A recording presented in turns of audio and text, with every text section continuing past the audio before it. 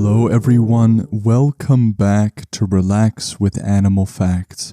I am Stef Wolfe, and today I'm going to be learning with you about our furry, scaly, or possibly even slimy friends. And in today's case, it is definitely going to be a furry friend of ours because we are covering the oh-so-wonderful star-nosed mole. This, of course, is a very special listener episode dedicated to Henry, Audrey, Bo, Jenny, Ellie, and DDG, who wrote his or her suggestion in their review. Thank you all for this amazing suggestion. This episode would not have been possible without you. If you enjoy the podcast and would like more of it, and would also like the opportunity to support the show, you can go to patreon.com/relaxwithanimalfacts or just click on the link that is in the description. For how to request your very own episode and for the facts that were used in this episode, all of that is in the description or in the show notes, but you can also wait until the end of the show in which I will let you know. And now we are going to begin slowing down as we prepare ourselves for our journey. As always, I have 3 exhortations for you.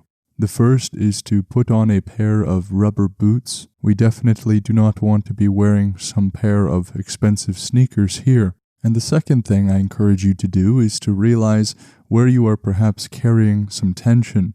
Is it in the head? Is it in the neck? In the legs? Who knows? Everybody is different in this regard. But my all-around exhortation is the same. And that is to do your best Jell-O impersonation. So wherever you normally carry your tension, and no matter how much, we do not need all of that where we are going. And my third exhortation to you is to give your mind permission to wander and journey with me into the wetlands of eastern Canada, where the star-nosed mole resides.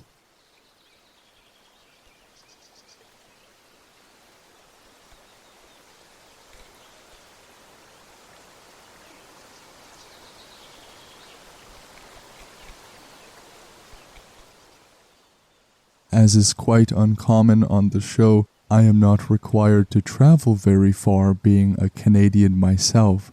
So many times for these trips I have to make my way down to Australia or to some parts of Africa. So while today we are in the wetlands of southeastern Canada, we could also be in the forests or marshes or swamps, basically many habitats that are near water. We could also have gone to the United States, but if we wanted to see a star-nosed mole in the United States, we wouldn't have had to go all that far. They are present in the northeastern part of the United States, while we are in southeastern Canada, so very near one another. And we can be here because the star-nosed mole is a native of eastern North America. They simply love moist soil. It allows them to dig much easier, and so places like wet meadows and clearings, marshes, they love all of these sorts of things.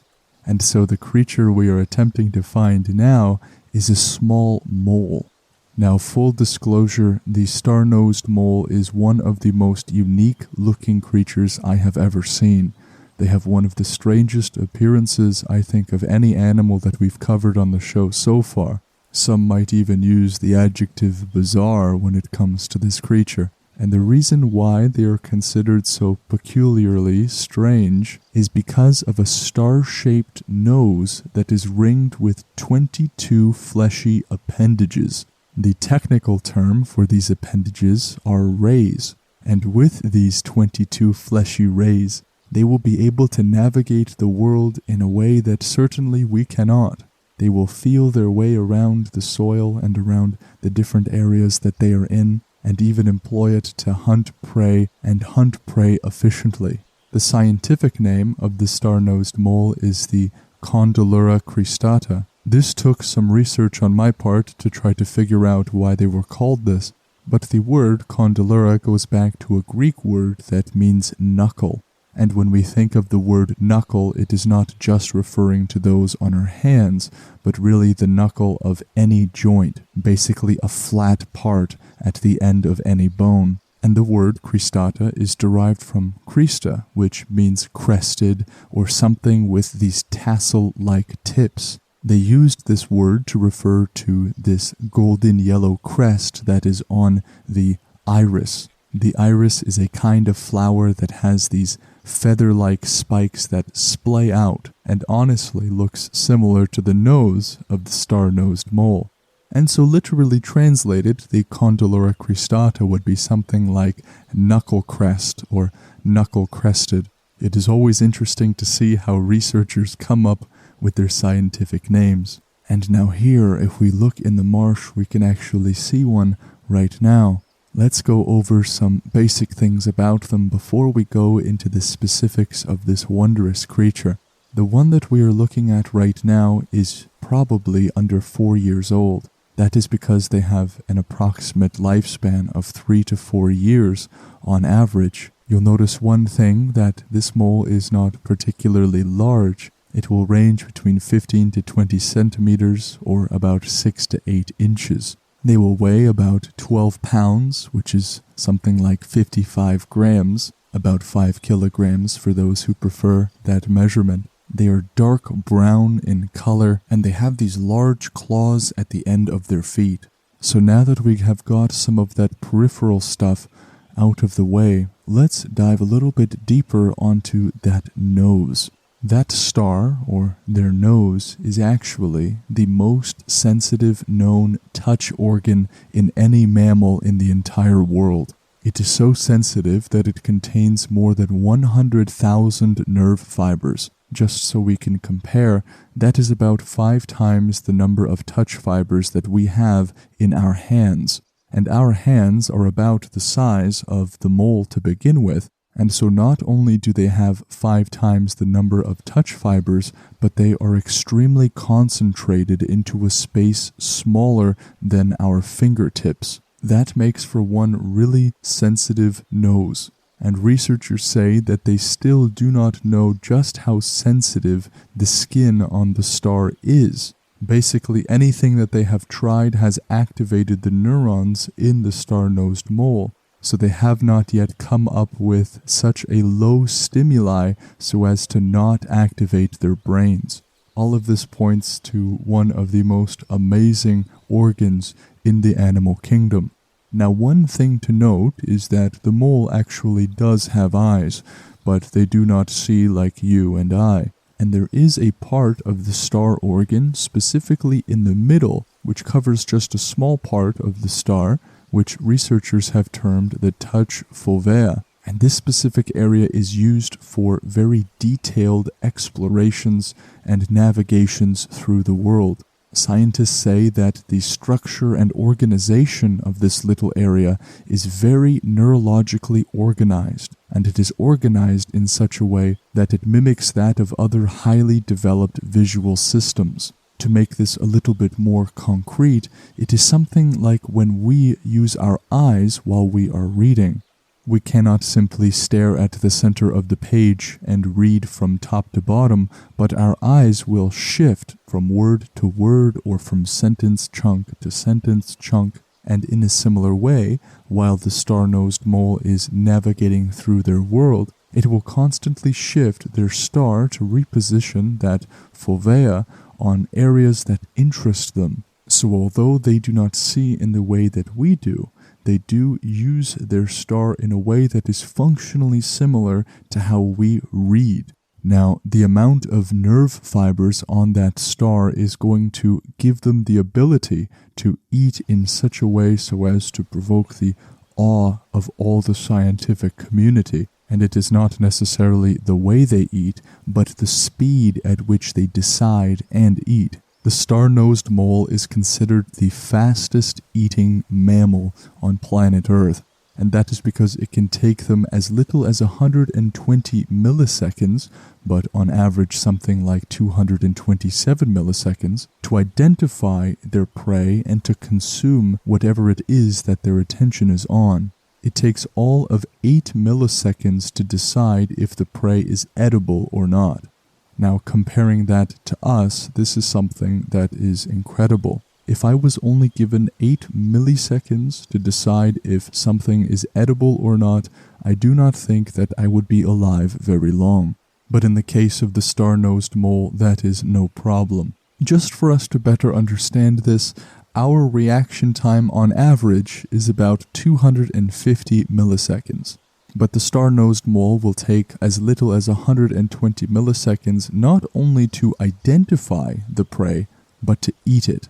That is remarkably speedy. And one other really amazing thing about the star-nosed mole is that they have the ability to smell underwater. They do, after all, love habitats with plenty of water where the soil is moist. They have the ability to smell underwater by exhaling air bubbles onto objects or onto certain scent trails, and then re-inhaling those bubbles to get a sense of the scent. It is always amazing when these small, unsuspecting creatures that are usually buried out of sight have some of the most unique behaviors and abilities in the animal kingdom. And regarding the water as well, their fur, because after all they are our furry friends, is actually water repellent. It is something like an insulated fur coat. And they will navigate through the moist soil with their little claws that they have, and their claws, relatively speaking, are fairly large. That is because they have these broad feet that allow their claws to be that way.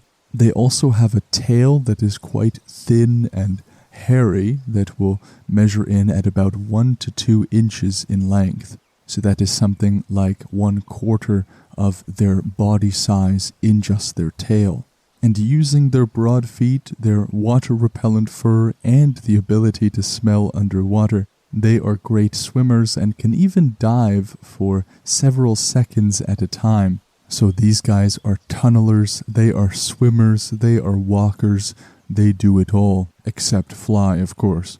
These creatures are mostly diurnal, though they are active both during the night and during the day. They will even still be active during the winter time when other animals opt not to participate.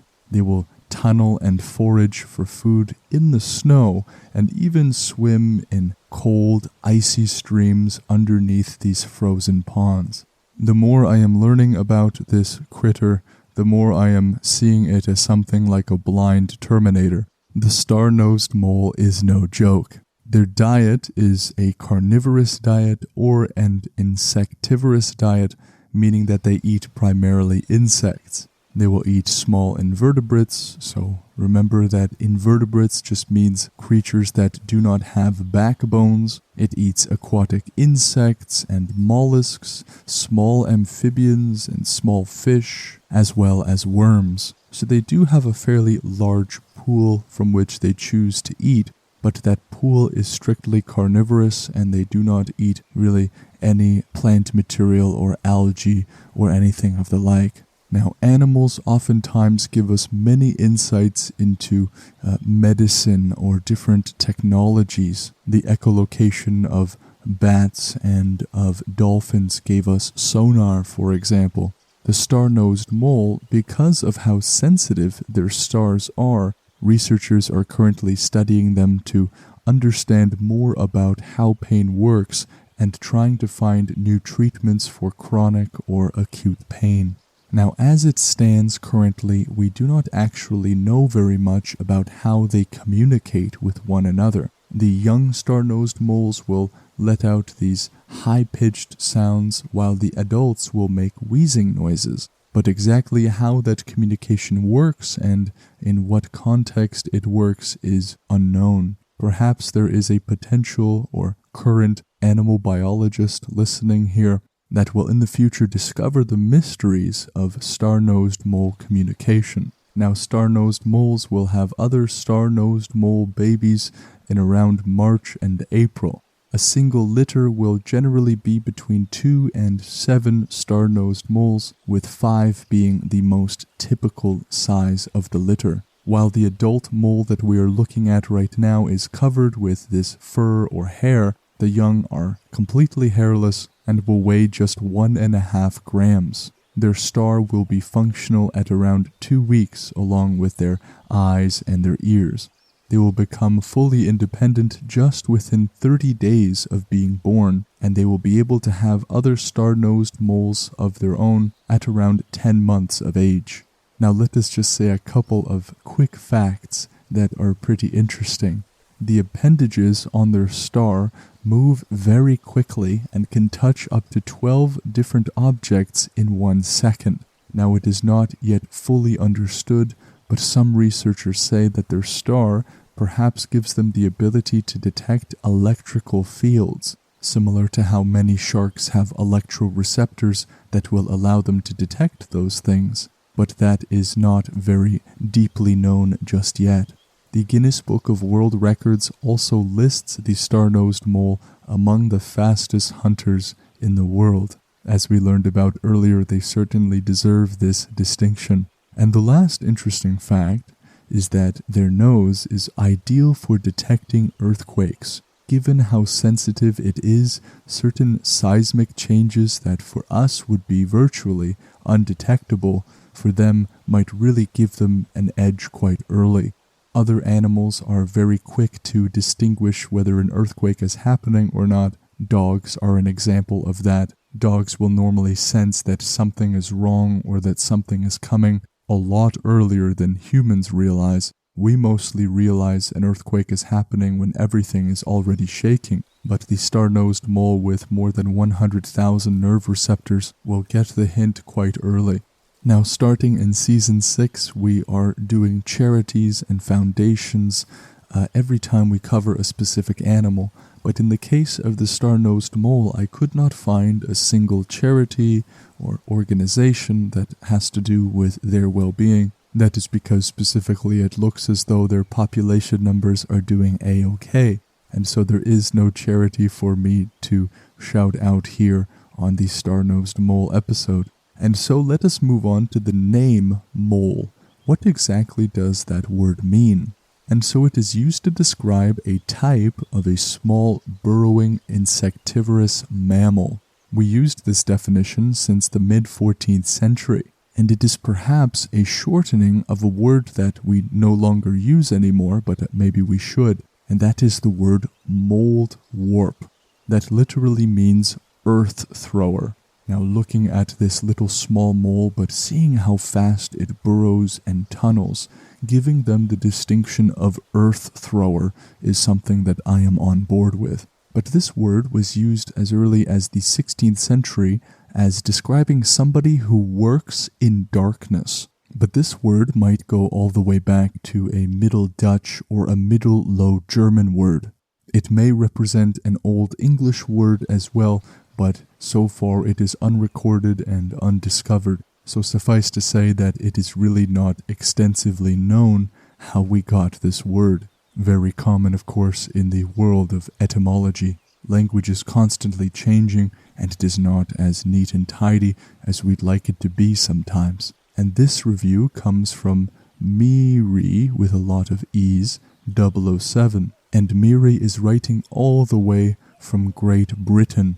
Miri writes, "Excellent podcast, very relaxing and with some great and interesting facts. So pleased I found it." Thank you, Miri, for the kind words, short and to the point. I so much appreciate your feedback, and I'm so glad that you love the show and that you're a part of it. If the show helps you and you want to give back in any way, leaving a review truly is one of the quickest and most impactful things you can do for the show. It gives me feedback, it allows the show to get better, and it allows more people to find the show to begin with.